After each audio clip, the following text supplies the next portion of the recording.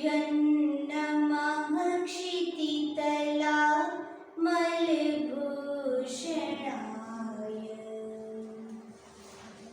तुभ्यं नमस्त्रिजगता परमेश्वराय।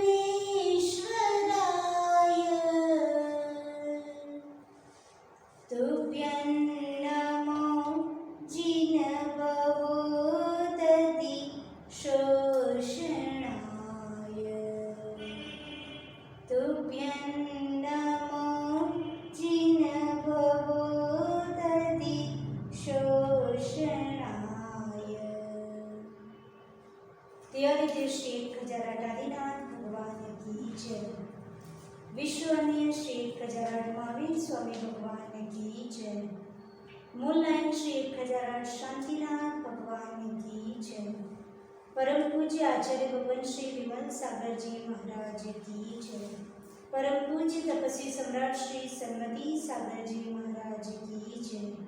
युग प्रमुख श्रमणाचार्य गणाचार्य गुरुदेव श्री विराट सागर जी महाराज की जय। द्वादशाम जीवाणी माता की जय।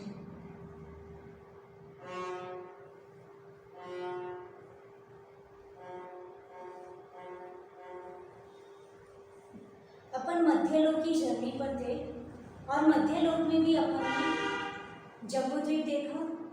जम्बूद्वीप में अपन ने विदेह क्षेत्र को देखना था और विदेह क्षेत्र में सेंटर का जो सुमेरु पर्वत है उसको अपन ने पूरी तरह से समझ लिया। देवपुर और उत्तरपुर जो उत्तम भूमि है उसकी रचना को भी समझा। उसमें जो जम्बू वृक्ष और सालमली वृक्ष के अकृत्रिम चैत्यालय है उसको भी हमने देखा। अब जो ये विदेह क्षेत्र का जो हम पोर्शन देखते हैं उसकी ये जो रचना है उसको हम आगे समझते हैं। ये इतनी सारी लाइनिंग्स दोनों साइड दिख रही है वो क्या है उसको भी हमको समझना है।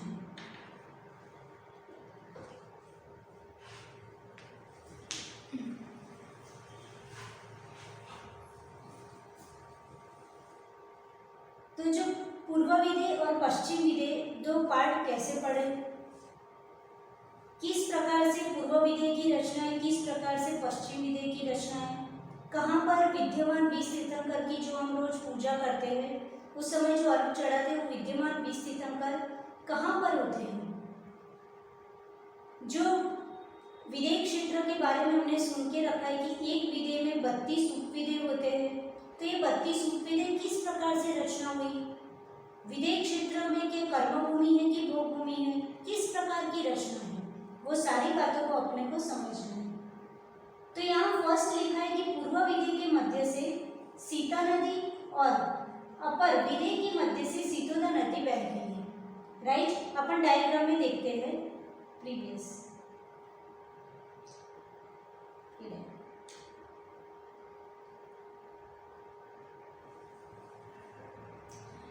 तो अपन सबको पता है कि जो विदेह क्षेत्र है उसके सेंटर में सुमेरु पर्वत है और सुमेरु पर्वत के आने से विदेह क्षेत्र के दो पार्ट हो गए हैं। दो पार्ट होने से हर एक जगह जो तिंगित सरोवर से जो नदी निकल रही थी और केसरी सरोवर से जो नदी निकल रही थी सीतोदा और सीता नदी, वो क्रमशः अपन ने देखा था पूर्व की डायरेक्शन में और पश्चिम की डायरेक्शन में विदेह क्षेत्र में जाती है। राइट, और उसी के कारण नीचे आना है, अब ऊपर जाना है। तो वो दोनों डायरेक्शन में जाती थी। फाइन, यहाँ पे आपको डायग्राम में दिखा रहे हैं, आपको यहाँ दिख रहा होगा कि यहाँ जो निषाद पर्वत और ऊपर जो नील पर्वत था वहाँ से सीता नदी और ये सीतोदा नदी आ करके यहाँ पे राइट डायरेक्शन में सीता नदी और लेफ्ट डायरेक्शन में यानी पश्चिम दिशा में सीतोदा नदी बहती है। राइट, तो उसको अपन समझेंगे कि उसके कारण यहाँ विदेह क्षेत्र के 4 पार्ट हो गए। पहले तो ये लिख दिया कि मेरू पर्वत की पूर्व दिशा में पूर्व विदेह है, यानी मेरू पर्वत उसकी पूर्व दिशा में पूर्व विदेह और पश्चिम दिशा में पश्चिम विदेह। फिर अपन ने जो प्रीवियस पढ़ा वहां पे लिखा था कि पूर्व विदेह के मध्य से कौन सी नदी, सीता नदी, और जो पश्चिम विदेह है अपर विदेह का मतलब हो गया पश्चिम विदेह, तो पश्चिम विदय के मध्य से कौन सी नदी, तो सीतोदा नदी बह रही है। फिर इन नदियों के दक्षिण और उत्तर तटों के द्वारा क्या 4 क्षेत्र बन गए। कैसे 4 क्षेत्र बने, तो बहुत सिंपल है, आप थियरी देख के घबराना नहीं, वहां देखोगे तो आपको ये सारे सेंटेंस इजीली समझ में आएंगे। इन 4 क्षेत्रों में से प्रत्येक क्षेत्र में क्या क्या रचना है, तो 2 वन है, 2 वन वेदियां है, 3 विभंगा नदी है, 4 अक्षर पर्वत है, ठीक है। उसके द्वारा कुल 9 विभाग हुए। अब ये जो सेंटेंस लिखा है कि 9 विभाग हुए, उसमें 2 वन वेदियां आई, 3 विभंगा नदियां आई, 4 अक्षर पर्वत आए, तो ये सबकी रचना किस प्रकार है और ये 4 क्षेत्र कैसे बने, तो अपन डायग्राम में देखते हैं। नेक्स्ट यहाँ आपको इजीली समझ में आ रहा है। पहले तो अपन ने देख लिया था कि सुमेरु पर्वत का ये डायरेक्शन को बोल दिया था पूर्व विदय, सुमेरु पर्वत की लेफ्ट डायरेक्शन यानी पश्चिम दिशा को बोल दिया था पश्चिम विदय, राइट। फिर ये सब क्या लिखा हुआ है, तो अपन ने अभी जस्ट सेंटेंस रीड किया कि उसके उत्तर और दक्षिण तटों के कारण उसके क्या नाम पड़ गए।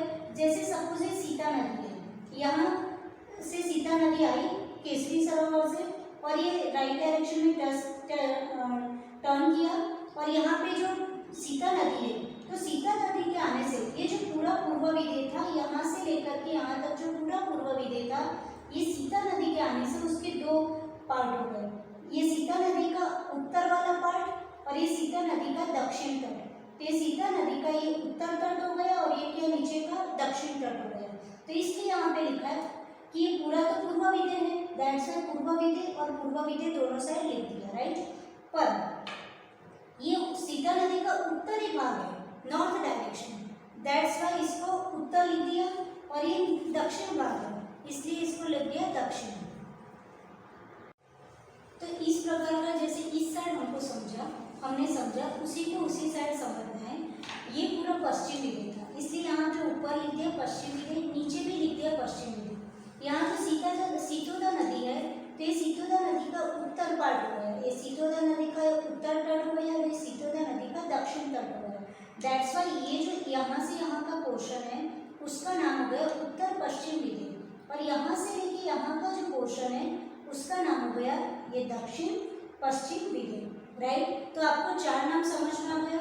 कैसे 4 पार्ट हो गए, पहले तो सबसे पहले 2 पार्ट हो गए, सुमेरु पर्वत के आने से पूर्व विदय पश्चिम विदय, फाइन। उसके बाद सीता और सीतोदा नदी उसके बीच में बहती है, दोनों विदय में, पूर्व विदय में सीता नदी, पश्चिम विदय में सीतोदा नदी बहती है। उसके कारण सीता नदी और सीतोदा नदी के उत्तर और दक्षिण तट हो जाने के कारण ये ऊपर के पोर्शन को उत्तर कह दिया, नीचे के पोर्शन को दक्षिण कह दिया। और पूर्व विदय है इसलिए दोनों साइड पूर्व विदय लिखा, वो पश्चिम विदय इसलिए दोनों साइड पश्चिम विदय लिखा। जस्ट ऊपर के पोर्शन को उत्तर पश्चिम विदय और नीचे के पोर्शन को दक्षिण पश्चिम विदय, वाई। तो इससे आपका क्लियर हो गया कि विदय क्षेत्र है उसके 4 पार्ट हो गए। अभी अपन याद रखना सिर्फ जम्बूद्वीप का विदय क्षेत्र समझ रहे हैं, फाइन। आप जम्बूद्वीप के विदय क्षेत्र को अच्छे से समझ लीजिए, इवन पूरे जम्बूद्वीप को बहुत अच्छे से एकाग्रता से समझ लीजिए, तो आपको ढाईद्वीप समझना बहुत ईजी हो जाएगा।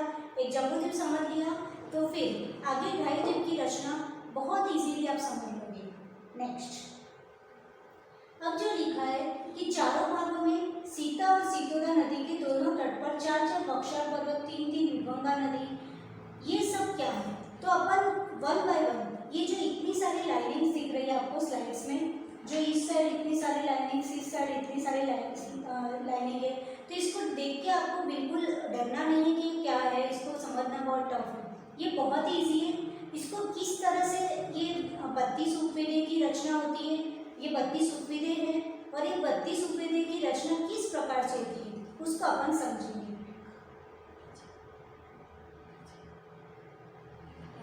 तो ये जो लिखा है, इन नदियों के दक्षिण और उत्तर तटों के द्वार पर 4 क्षेत्र बन गए। तो 4 क्षेत्र आपको समझ में आ गया। अब 4 क्षेत्रों में प्रत्येक क्षेत्र में जो 2 वनवेदियां, 3 विभंगा नदी और 4 बक्सर पर्वत है, वो कहाँ पर होते हैं उसको अपन देखते हैं। नेक्स्ट और फाइन। तो आपको ये सिंबल्स याद रखना है। यहाँ पे आपको ये जो पूरी नगरियों की जो रचना है, 32 उपविदय उसकी रचना है, उसको किस तरह से पूरा बना है, तो इसके लिए यहाँ पे डिफरेंट कलर से आपको याद रखना है कि जब ग्रीन कलर का जो है वो वनवेदिया है, विभंगा नदी का कलर यहाँ पे ये जो ब्लू कलर बक्सर पर्वत इस प्रकार से डार्क ग्रीन कलर जैसा होगा, और ये विजय पर्वत है ऑरेंज कलर।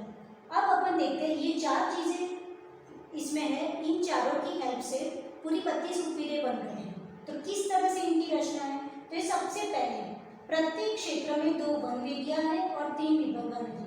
आपको 2 वन वेदी दिख रही होगी, ये जो एकदम कॉर्नर में ग्रीन कलर, ये वन एक इधर है और एक वन वेदी इधर है, तो ये 2 वन वेदी हो गई। आपको याद रखना है कि जो 4 क्षेत्र थे, उत्तर दक्षिण पूर्व विदे, उत्तर दक्षिण पश्चिम विदे, उसमें से हम एक क्षेत्र की रचना समझ रहे हैं, सिर्फ 4 में से एक, और एक की जैसी रचना है वैसे ही 4 क्षेत्र होंगे। तो अपन अभी सब मिक्स ना करते हुए वन बाय वन एक क्षेत्र को समझ रहे हैं, और फिर एक क्षेत्र समझ लोगे तो सेम 4 क्षेत्र की, और एक क्षेत्र को आपको याद रखना है, और एक क्षेत्र में अपन बनाएंगे कि किस तरह से वो लाइनिंग बने, किस तरह से वो विधेय बने। तो सबसे पहले यहाँ पे 2 वन वेदियां, तो आपने देख लिया, आप सिर्फ एक क्षेत्र समझ लो, याद रखना, उसकी दोनों वन वेदियां दोनों साइड आ गई, और 3 विभंगा नदी है। तो आप देख रहे हैं ये फर्स्ट विभंगा नदी, ये सेकेंड और ये थर्ड। आपका अभी धीरे धीरे ये समर्थजनक बहुत ब्यूटीफुल रिप्रेजेंटेशन है, आपको पूरा समझ में आ जाएगा कि वो इतनी सारी लाइनिंग्स क्या है, बहुत इजी। पहले 3 विभंगा नदी बनाई प्लीज, तो ये 3 विभंगा नदी और 2 वन वेदी के कारण कितने पार्ट हो गए? 1 2 3 और 4, आपको काउंट करना है, राइट। ये 4 पार्ट 3 विभंगा नदी आने से हो गए। अब नेक्स्ट फाइन, अब प्रत्येक क्षेत्र में 2 वन वेदियां अपन ऑलरेडी देख चुके हैं, 3 विभंगा नदी भी देख चुके हैं, और क्या है? 4 बक्सर पर्वत। तो 4 बक्सर पर्वत अपन देखते हैं। सबसे पहले वन वेदियां ये रही और ये रही, जो अपन ने प्रीवियस देख ली। 3 विभंगा नदी 1 2 और 3 अपन ने देख चुके हैं। अब जो 4 बक्सर पर्वत है, तो वो कहाँ पर है? तो जो फर्स्ट विभंगा नदी थी उसके एग्जैक्ट वो जो पूरा पोर्शन एक पार्ट था, उसके सेंटर में बक्सर पर्वत, तो आप ये बक्सर पर्वत देख रहे हो। फिर ये जो विभंगा नदी और ये विभंगा नदी का एग्जैक्ट सेंटर में दूसरा बक्सर पर्वत, फिर ये वाली और ये विभंगा नदी के बीच में तीसरा बक्सर पर्वत, ये विभंगा नदी और ये वन नदी के बीच में चौथा बक्सर पर्वत। यहाँ बहुत इजी करके आपको नगरों की रचना कैसे बनानी है वो इजीली समझ में आएगा।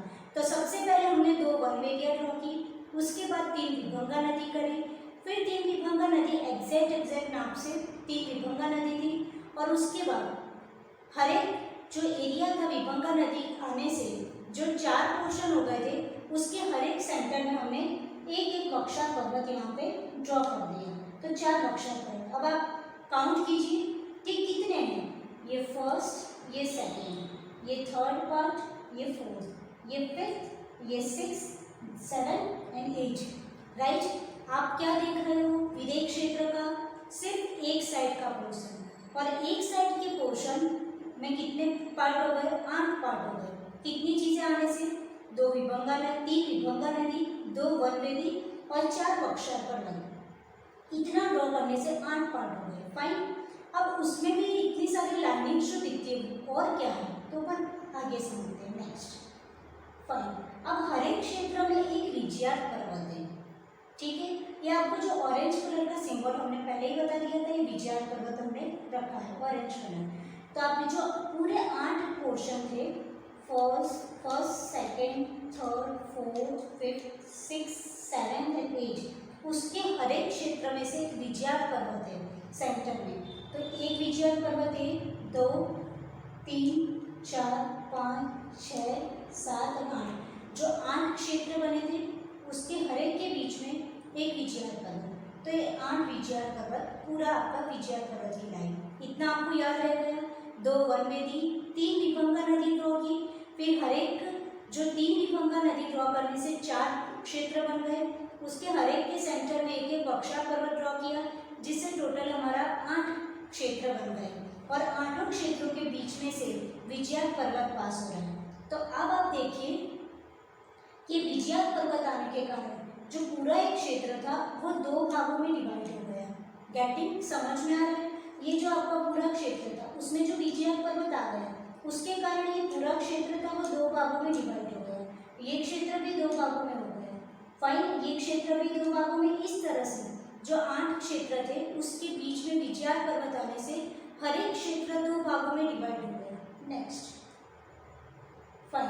अब ये क्या ड्रॉ किया है, ये आपको 2 दिख रहा है, वो दोनों नदी है। जैसे आपने भरत क्षेत्र की रचना देखी थी, आप भरत क्षेत्र को याद कीजिए। भरत क्षेत्र में हमने देखा था कि क्या था, गंगा और सिंधु नदी जो पद्मा सरोवर से निकलती थी और गंगा और सिंधु नदी विजयार पर्वत की गुफा में से पास होकर के, राइट, भरत क्षेत्र के दो विभाग करके फिर बाद में लवण समुद्र में मिल जाती थी।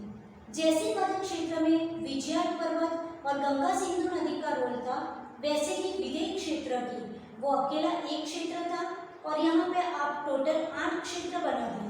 और जैसी रचना एक क्षेत्र में थी विजयार पर्वत और गंगा सिंधु नदी, वैसे ही यहाँ ईच एंड एवरी जो 8 क्षेत्र है और अपन एक ही साइड का समझ रहे हैं, राइट, तो उनमें हर एक में ऐसी रचना है। ये विजयार पर्वत जैसे भरत क्षेत्र में था वैसा विजयार पर्वत यहाँ पे भी आ गया। और गंगा और सिंधु नदी है, ये विजयार पर्वत की गुफा, राइट, यहाँ पे गुफा तो ड्रॉ नहीं कर सकते, लेकिन यहाँ ये विजयार पर्वत जो पूरा पर्वत की तरह होता है, हमने पहले भी समझा था। सपोज ये विजयार पर्वत दीवार की तरह होता है लेकिन ये 2 डायमेंशन, तो यहाँ उसकी गुफा है, राइट, तो यहाँ से पास होगी गंगा और सिंधु नदी। फाइन। तो ये गंगा और सिंधु है, ये कुंड बने हुए आप देख रहे हो, और वहाँ से पास होते हुए ये गुफा में से निकलकर यहाँ पे आती है। और यहाँ पे कौन सी नदी मिलेगी, सीता नदी, क्योंकि आप क्या समझ रहे हो, सुमेरु पर्वत, उसकी राइट डायरेक्शन पूर्व विदेह में से भी ऊपर का पोर्शन उत्तर पूर्व विदेह समझ रहे हो, तो यहाँ ऑब्वियसली आपकी सीता नदी आएगी। फाइन। तो ये दोनों नदियाँ यहाँ सीता नदी में मिल जाएंगी।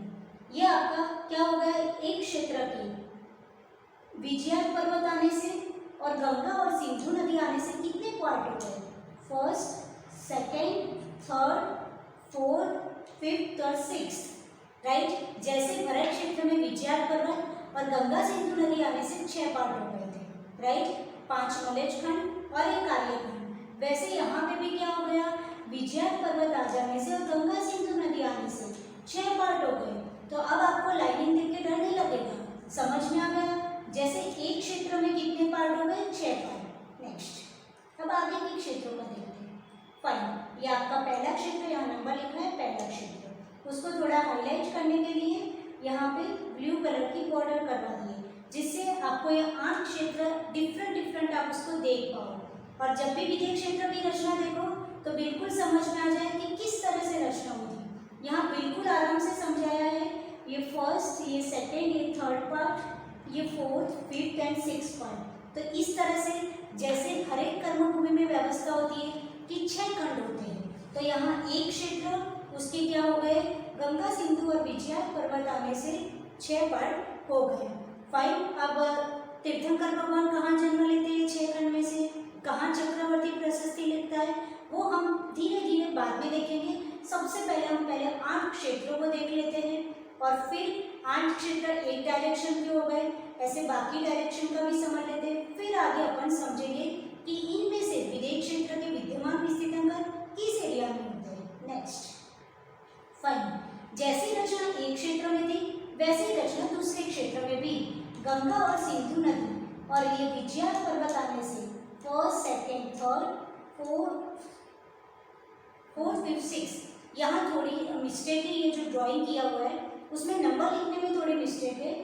इस तरह से आएंगे फर्स्ट, सेकेंड, थर्ड, यहाँ फोर्थ आएगा, यहाँ फिफ्थ आएगा, यहाँ सिक्स्थ, राइट, इस तरह से रहेगा।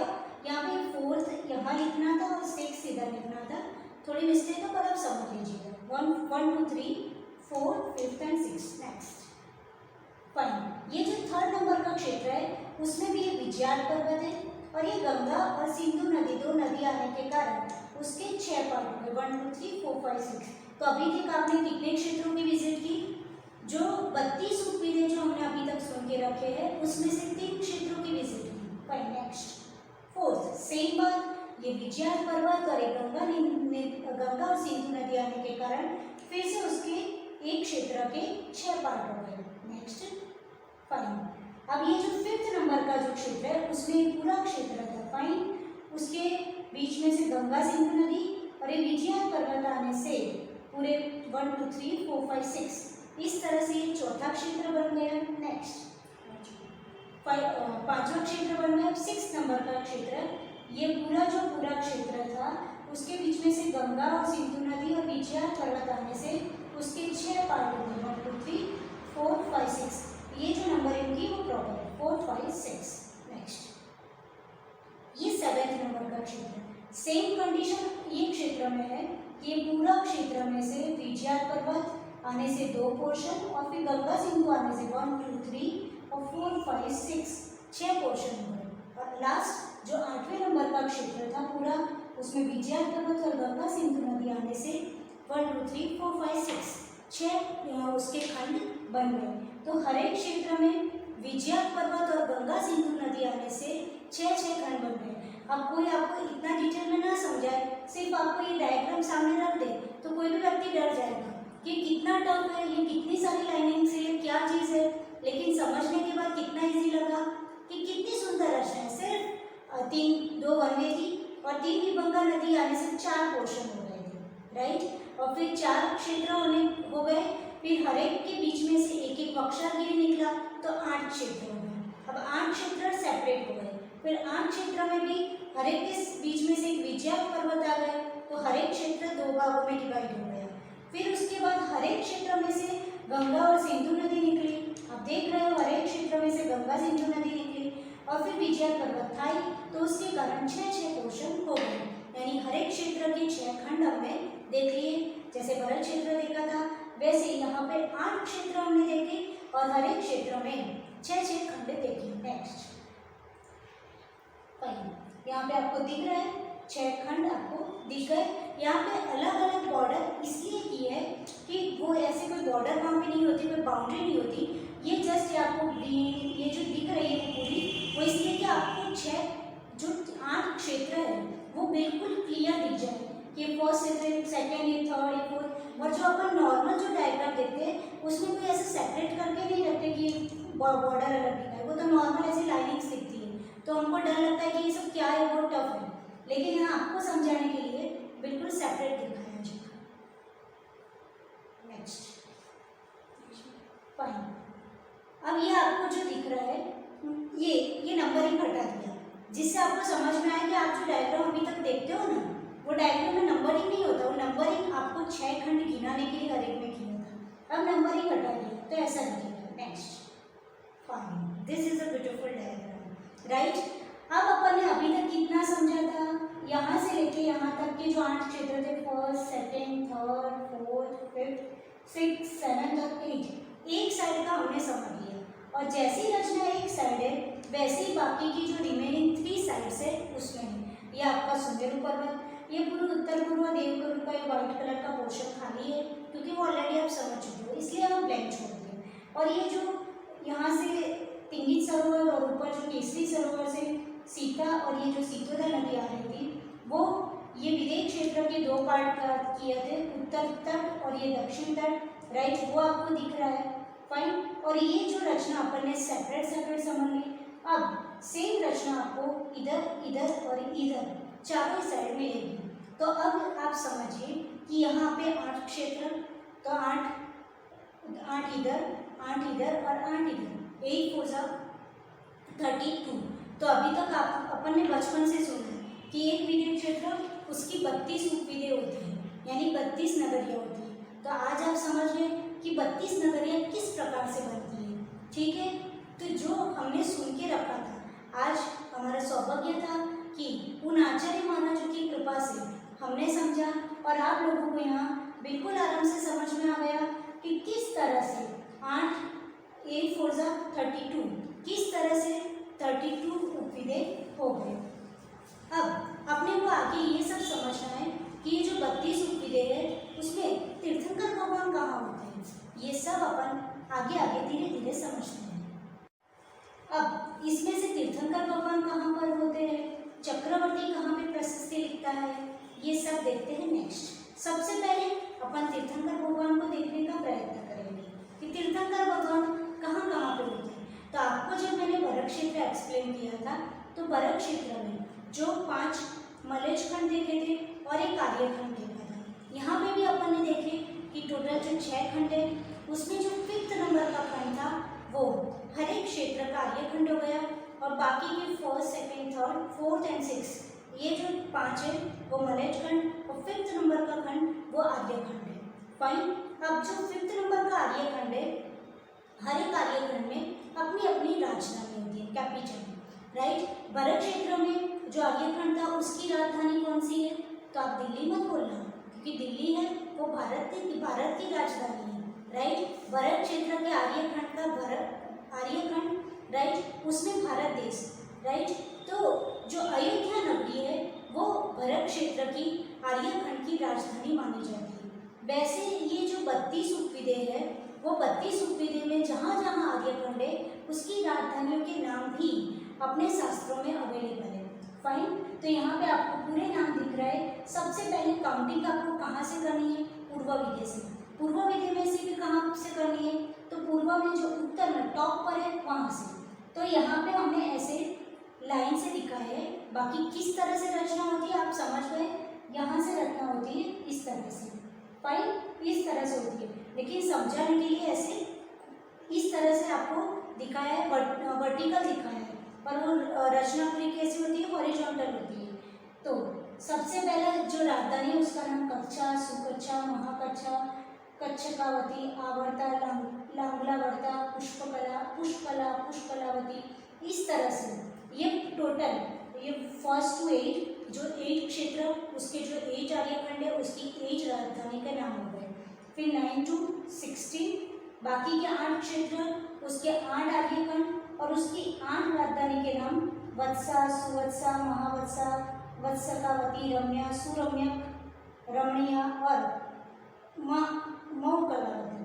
ठीक, फाइन। तो ये 8 8 2 16। अब हमको मूव करना है ये 16 के बाद, या नंबरिंग की हुई है 17 नंबर, तो 17 से 24 बाकी के 8 क्षेत्र दक्षिण पश्चिम विधेय के। तो पद्मा, पद्मा, सुपद्मा, महापद्मा, पद्मकावती, शंखा, नलिनी, कुमुद, सरित, राइट। ये जो दक्षिण पश्चिम विधेय है वहाँ के जो 8 क्षेत्र उसके 8 आर्यखंड की 8 राजधानियों के नाम। ठीक, अपने को इतनी सारी 32 राजधानियों के नाम याद रहे अथवा ना रहे, लेकिन हमको यहाँ पढ़ने से श्रद्धा मजबूत होती है कि हमारे आचार्य महाराजों ने क्या क्या नहीं लिखा है। फाइन। फिर यहाँ 25 से 32 तक बाकी जो 8 क्षेत्र बचे उनके उपविधेय है, उनकी जो आर्यखंड है उसकी राजधानियों के नाम है वप्रा, सुवप्रा, महावप्रा, वप्रकावती, गंधा, सुगंधा, गंधिका और गंधमालिनी। इस तरह से 32 उपविधेय आपने देखे। 32 उपविधेय देखे, 32 आर्यखंड, और 32 जो आर्यखंड है उसकी राजधानियों के नाम आपने यहाँ पे देख लिए। फाइन। अब अपने को ये देखना है कि ये जो टोटल 32 विधेय है उसमें से अभी अब तक हमने जो विद्यमान 20 तीर्थंकर की पूजा करते हैं, विद्यमान श्री 20 तीर्थंकर, राइट, सिद्ध प्रभु के गुण गाओ, तो ये विद्यमान 20 तीर्थंकर ये 32 जो उपविधेय उसमें ही होते हैं क्या? ये 32 में से 20 कौन से हैं जिसमें उपविधेय में, ये 32 उपविधेय में से 20 उपविधेय ऐसे कौन से हैं जहाँ पे तीर्थंकर भगवान हमेशा, वहाँ पे विधेय क्षेत्र है, वहाँ पे हमेशा चतुर्थ काल होता है, राइट, और चतुर्थ काल हमेशा 20 तीर्थंकर वहाँ बने ही रहते हैं। तो ऐसी कौन सी जगह है जहाँ पे 20 तीर्थंकर हमेशा होते हैं? तो आप याद रखना, आप सिर्फ जम्बू द्वीप का विधेय क्षेत्र देख रहे हो, अभी जाही द्वीप का विधेय क्षेत्र देखना बाकी है। तो जम्बू द्वीप के विधेय क्षेत्र की 32 उपविधेय देखना, राइट। अब ये 32 उपविधेय में से कौन कौन सी जगह पे तीर्थंकर होते हैं नेक्स्ट स्लाइड में देखते हैं। फाइन। अब जो आपने अभी तक उपविधेय देखे उसको यहाँ पे क्या कर दिया, जिस तरह से जिस पोजीशन में होता है वैसे ही लिख दिया। यहाँ से आपने देख लिया फर्स्ट टू 8, फिर यहाँ 9 to 16, फाइन। फिर यहाँ आप देख रहे हो 17 to 24, और फिर यहाँ जाना और 25 to 32। समझना है किस तरह से नगरों की रचना है। यहाँ से स्टार्ट होता है, यहाँ एंड होता है, 8वां क्षेत्र है, फिर यहाँ से स्टार्ट हो जाता है, यहाँ 16 नंबर का एंड हो जाएगा, फिर यहाँ से स्टार्ट होगा, यहाँ 24 नंबर एंड होगा, और यहाँ 25 से स्टार्ट हो जाएगा, और यहाँ 32 एंड होगा। जो अपन ने अभी वर्टिकल देखा था ना, उसको बिल्कुल प्रॉपर डायरेक्शन में यहाँ अरेंज है। और आपको ये अक्षर, ये लेटर्स पढ़ने में आए अथवा ना आए, आपने अभी प्रीवियस डायग्राम में देख लिया। जस्ट अपने को यहाँ पे देखना है कि जो विद्यमान 20 तीर्थंकर हैं वो ये 32 उपविधि में से कहाँ पर होते हैं। तो आपको दिख रहे हैं, 4 दिख रहे हैं यहाँ पे, राइट। दिस वन, इस साइड, इस साइड, इस साइड और इस साइड, ये तो 4 ही माता जी। बाकी 16 का क्या, तो आपको जम्बूद्वीप के विदेश क्षेत्र में 4 तीर्थंकर ही मिलेंगे। बाकी जो 16 है वो द्वाइद्वीप में आप पूरा पढ़ोगे तब 16 तीर्थंकर कहाँ पर होते हैं, उनके दर्शन अपने को तब होंगे।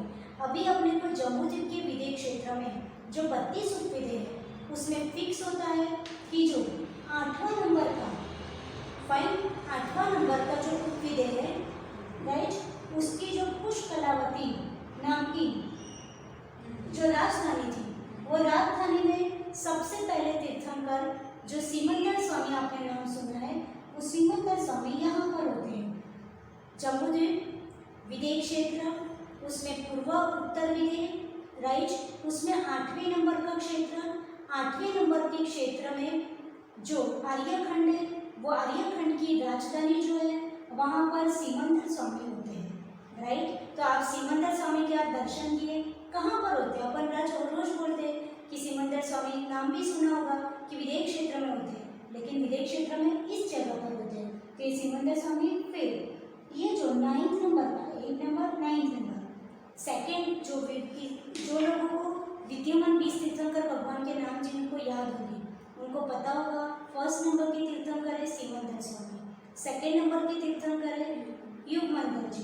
तो ये 9th नंबर का जो क्षेत्र है उसका आर्यखंड में कौन से तीर्थंकर होते हैं, युगमंतर जी। तो ये सिमंदर स्वामी जी के दर्शन यहाँ पे होते हैं और ये 9th नंबर के क्षेत्र में युगमंतर जी के। फिर ये क्षेत्र, राइट, ये कौन सा नंबर आएगा, 24, फाइन,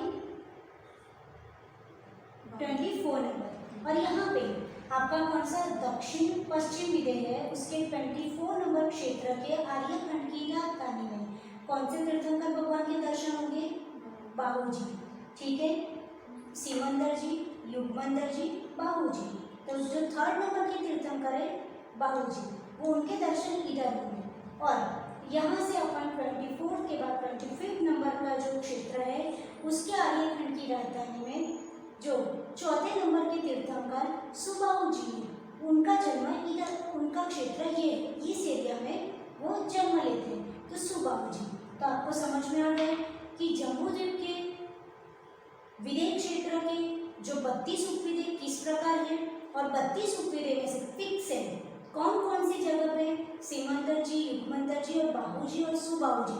जो फर्स्ट 4 तीर्थंकर, 20 तीर्थंकर में से 4 तीर्थंकर होते हैं वो जम्बूद्वीप के इस क्षेत्र पर, इस क्षेत्र की इस आर्यखंड की उनकी जो राजधानी है वहाँ पर उनका जन्म होता है और वहाँ उनका प्लेस होता है। तो विद्यमान 20 तीर्थंकर में से हमने 4 तीर्थंकर के दर्शन यहाँ पे कर लिए। बाकी के 16 तीर्थंकर के दर्शन करने के लिए आपको पेशेंस के साथ और एकाग्रता के साथ द्वाइद्वीप आगे समझने मिलेगा। तो आज हमको खुशी है कि जिसके बारे में हम रोज पूजा करते हैं उनके हमने दर्शन भी कर लिए, वो कहाँ पर होते हैं उन सब के बारे में हमने समझा। अब आगे अपने को बहुत सारी चीज़ें समझनी है कि कहाँ पर चक्रवर्ती होता है, तो चक्रवर्ती कहाँ पे प्रशस्ति लिखता है, फाइन। तो अब अपन एक बार जो प्रीवियस डायग्राम था वहाँ मूव करते हैं।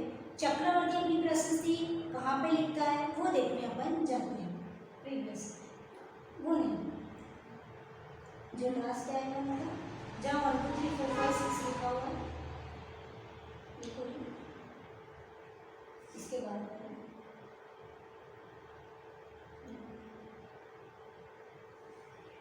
अब बहुत पीछे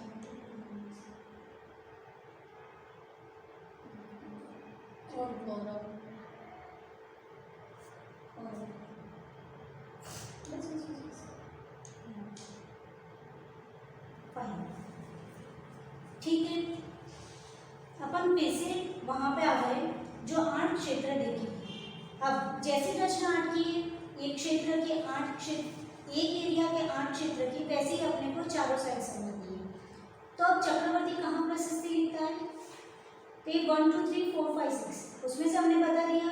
ये जो 5th नंबर का खंड है ये आर्य खंड है, और बाकी 1st 2nd 3rd 4th and 6th ये सभी मलय खंड है। हमने एक क्षेत्र का दिखाया, वैसे ही आप ये 8 क्षेत्र और टोटल जो 32 क्षेत्र है उसमें समझ लीजिएगा कि 1st 2nd 3rd 4th and 6th Malay खंड जैसे भरत क्षेत्र में था वैसे ही, और 5th नंबर वो आर्य खंड है।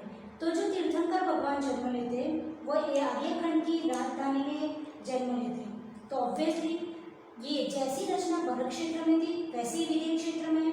भरत क्षेत्र कर्मभूमि थी, विदेह क्षेत्र भी कर्मभूमि है, राइट। जो आपने बीच में देवपूर्व और उत्तर पूर्व देखा था वो भूमि है, और ये पूर्व विदेह और पश्चिम विदेह टोटली कर्मभूमि है। इसीलिए कर्मभूमि में ही तीर्थंकर भगवान जन्म लेते हैं। तो ये आर्य खंड में तीर्थंकर भगवान जन्म लेते हैं, तो ऑब्वियसली चक्रवर्ती का जन्म भी कहाँ पर होगा, यह आर्य खंड में ही होगा। और चक्रवर्ती कहाँ प्रशस्ति लिखने जाता है, तो आपको याद था कि भरत क्षेत्र में जहाँ पे 2nd नंबर का जो पर्वत था वहाँ पे प्रशस्ति लिखने जाता है। तो यहाँ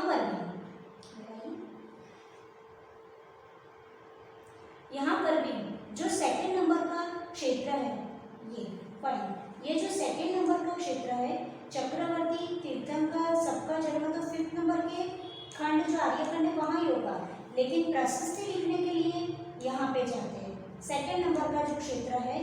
तो जो क्षेत्र में जो आर्य खंड है 5th नंबर के वहाँ जो चक्रवर्ती होंगे वो अपनी अपनी प्रशस्ति लिखने अपने अपने क्षेत्र के दूसरे नंबर के मलय खंड में जाएंगे। गेटिंग? तो आपको यहाँ पे ये समझ में आ गया कि चक्रवर्ती प्रशस्ति लिखने कहाँ जाते हैं, तीर्थंकर भगवान जो विदेह क्षेत्र में उनका जन्म कहाँ पर होता है, ये समझ में आ गया। अब अपने को विदेह क्षेत्र में क्या माता जी अकृत्रिम चैत्यालय भी होते हैं, कहाँ पर होते हैं, तो उनकी वंदना भी अपने को आज ही करनी है। आज बहुत सारे अकृत्रिम चैत्यालय होते हैं, कहाँ पर होते हैं उसको देख लेते हैं और फिर मन से विजुलाइज करके उन क्षेत्रों की वंदना करते हैं। यहाँ पे अपन ने क्या देखा था, बक्सा विजय पर्वत देखा था, राइट। तो ये विजय पर्वत कितने होते हैं, तो एक क्षेत्र में यहाँ तो आपको एक सिंगल लाइन दिख रही है, राइट। पर हमको पता है कि एक क्षेत्र ये हर एक क्षेत्र सेपरेट है, फाइन। तो हर एक क्षेत्र में एक विजय पर्वत है, तो फिर 8 क्षेत्रों में 8 विजय पर्वत है। तो आप याद रखिए हर एक विजय पर्वत पर एक अकृत्रिम चैत्यालय होता है। तो एक क्षेत्र में 8, एक पूर्व उत्तर विदेह था उसमें कितने हो गए 8 क्षेत्र, तो 8 क्षेत्र के 8 विजय पर्वत। ऐसे टोटल अपने पास कितने क्षेत्र 32 क्षेत्र, तो 32 क्षेत्र की कितने विजय पर्वत हो गए 32 विजय पर्वत। और हर एक क्षेत्र में एक अकृत्रिम चैत्यालय, तो कितने अकृत्रिम चैत्यालय 32 अकृत्रिम चैत्यालय के अपने को दर्शन हुए। अपन देखते एक बार जो चारों वाला डायग्राम था, चारों क्षेत्र एक साथ वहां पे आ जाएंगे तो उसमें आपको दिख जाएंगे 4, ये एक पोर्शन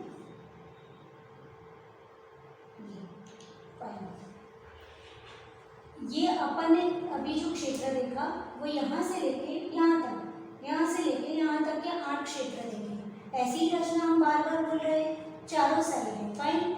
ये 8 विजय पर्वत 1 2 3 4 5 6 7 एंड 8 ऐसे ही आपको चारों साइड, तो 8 4 32 विजय पर्वत हुए। और 32 विजय पर्वत पर हर एक पर्वत पर एक एक अकृत्रिम चैत्यालय, तो 32 पर कितने हो जाएंगे 32 अकृत्रिम चैत्यालय। तो आपने फिर से समझ लिया भाव सहित यहाँ पे अपने को विजुलाइज करना है कि विजय पर्वत है, यहाँ पे क्या होता है एक अकृत्रिम चैत्यालय होता है, तो उनकी यहाँ से बैठ के हम भाव सहित वंदना कर सकते हैं। तो अभी तक अपन ने कितने अकृत्रिम चैत्यालय की वंदना की, जम्बूद्वीप में। सबसे पहले भरत क्षेत्र के विजय पर्वत की पूर्व दिशा में, हिमवंत पर्वत की पूर्व दिशा में 2nd, महाहिमवंत पर्वत की पूर्व दिशा में 3rd अकृत्रिम चैत्यालय, निषद पर्वत की पूर्व दिशा में 4था अकृत्रिम चैत्यालय, फिर सुमेरु पर्वत के 16 अकृत्रिम चैत्यालय, तो 16 और 4 20 हो गए, फाइन। फिर जो अपन ने 4 गजदंत पर्वत देखे थे, 4 गजदंत पर्वत की जो सुमेरु पर्वत की साइड का जो कोना था वहाँ पे 4 अकृत्रिम चैत्यालय, 4 गजदंत पर्वत के 4 अकृत्रिम चैत्यालय, तो टोटल 24 हो गए। फिर जम्बू वृक्ष पर एक अकृत्रिम चैत्यालय था, वो 25, और सालमली वृक्ष पर एक अकृत्रिम चैत्यालय के दर्शन किए थे, वो 26 नंबर। और फिर ये जो पूर्व विंध्य और पश्चिम विंध्य के टोटल जो 32 विजयाट पर्वत है, उसके 32 विजयाट पर्वत के 32 अकृत्रिम चैत्यालय, तो टोटल कितने हो जाएंगे? 26 पहले के और 32 पूर्व विंध्य और पश्चिम विंध्य के। तो ये टोटल मिला के अभी तक आपने, और 16 यहाँ पे सुमेरु पर्वत की रचना लिखी। तो 26 पहले के और 32 ये 58 अकृत्रिम चैत्यालय की हमने क्या की? वंदना की। याद हो गया? कहाँ कहाँ पर अकृत्रिम चैत्यालय होते हैं? तो टोटल अभी तक 458 अकृत्रिम चैत्यालय पूरे मध्यलोक में है, उसमें से अभी सिर्फ हमने 58 अकृत्रिम चैत्यालय की वंदना की है। अभी रिमेनिंग 300 अकृत्रिम चैत्यालय 400 अकृत्रिम चैत्यालय अभी बाकी है। फाइन। अब अभी अपन और देखते हैं कि और अकृत्रिम चैत्यालय के विधेय क्षेत्र में होते हैं। 32 विजयाट पर्वत पर 32 अकृत्रिम चैत्यालय हो गए। अब आपको याद है कि हर एक क्षेत्र में कितने बक्सार पर्वत है?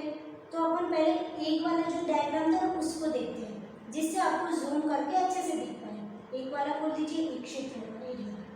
हर एक क्षेत्र में हमने देखा था 4 बक्सार पर्वत होते हैं, आपको याद है ना? ये बक्सार पर्वत second, third and fourth, right. हर एक बक्सार पर्वत पर एक अकृत्रिम चैत्यालय होता है। फाइन।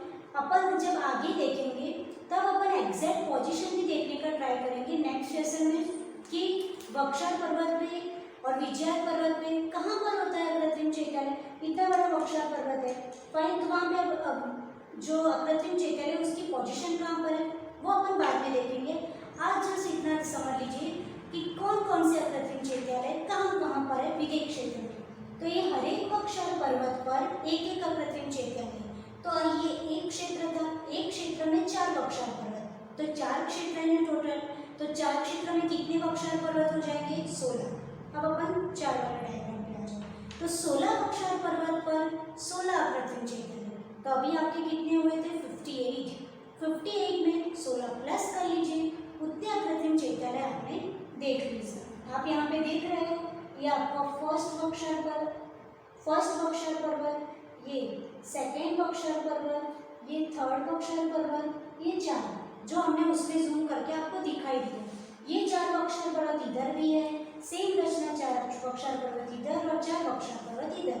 तो 16 बक्सार पर्वत, हर एक बक्सार पर्वत पर एक अकृत्रिम चैत्यालय, तो 16 फिर से, तो 58 प्लस 16 कर दिया, 58 प्लस 16 74 अकृत्रिम चैत्यालय की हमारी वंदना आज हो गई। तो अभी तक 458 अकृत्रिम चैत्यालय में से 74 अकृत्रिम चैत्यालय की वंदना हमने फिनिश की।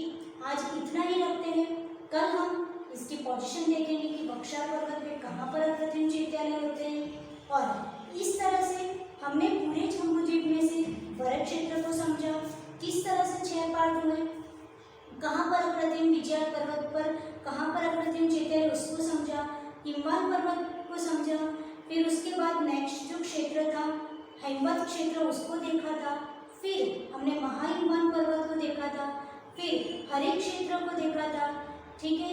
फिर हम अपन निषद पर्वत को देखा, उसके बाद विधेय क्षेत्र में सुमेरु पर्वत को देखा, और उसके साथ हमने पंचमेरु को भी देख लिया था। और पंचमेरु में से विधेय क्षेत्र में सिर्फ सुदर्शन मेरु होता है, उसको हमने समझा। फिर उसके 2 पोर्शन है, पूर्व विधेय और पश्चिम विधेय में इतनी सारी लाइनिंग्स क्या होती है, वो सब कितना ईजी है, आज ये सब हमको समझ में आ गया। आप एक बार जरूर अपने हाथ से ड्रॉ कीजिएगा, जिससे आपको ये हार्ड नहीं लगेगा।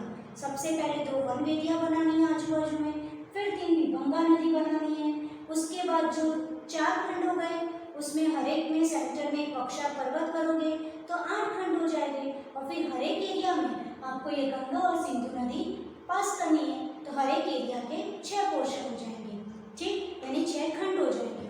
तो इस तरह से 32 उपखंड बन गए। 32 उपखंड अपन ने 32 उपविधेय देख लिए।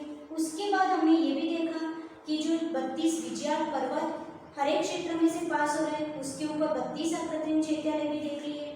फिर जो 4 वक्षार पर्वत एक क्षेत्र में, तो टोटल 16 वक्षार पर्वत के 16 अप्रतिम चैत्यालय, टोटल अभी तक 74 अप्रतिम चैत्यालयों की हम गणना कर चुके हैं। अब अपन आगे और देखेंगे कि अभी तक तो हमने ये सुना है कि एक साथ 170 तीर्थंकर 170 तीर्थंकर एक साथ हो सकते हैं। तो 170 तीर्थंकर कहाँ पे होते होंगे? बचपन से तो 24 भगवान के नाम सुना है, आदिनाथ भगवान से लेके महावीर भगवान के। फिर एक नया फंडा कौन सा आ गया? ये 170 तीर्थंकर, ये भी सुना है कि विदेश क्षेत्र के विद्यमान 20 तीर्थंकर, ये समझ में आया। 24 तीर्थंकर अपने भरत क्षेत्र के समझ में आए। 170 तीर्थंकर कहाँ पर होते हैं? तो गैस कीजिए कहाँ पर होते हैं?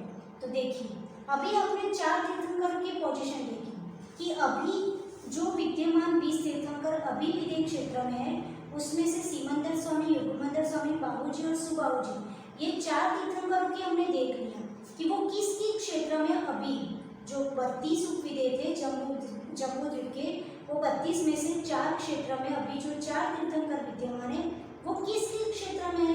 8 नंबर, 9 नंबर, 24, 25 नंबर के जो क्षेत्र है उसके आर्यखंड की उसकी राजधानियों में है।